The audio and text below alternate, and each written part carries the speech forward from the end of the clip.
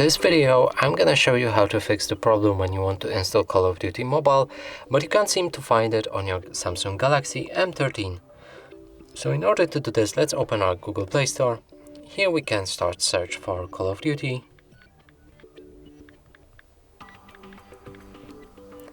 But as you can see, there's no game that we are looking for. So now, in order to fix this, let's go back and press on your profile icon, move to the settings, family, parental controls, and here's two ways we can fix this. First one is to disable parental controls entirely, so click on this switch right there, enter your PIN code and then OK. Next is to move to apps and games, enter your PIN code, click OK, and increase PG to at least 18, 16 or allow all included unrated. After that we can go back and look for the game again. And it's right here and we can install it.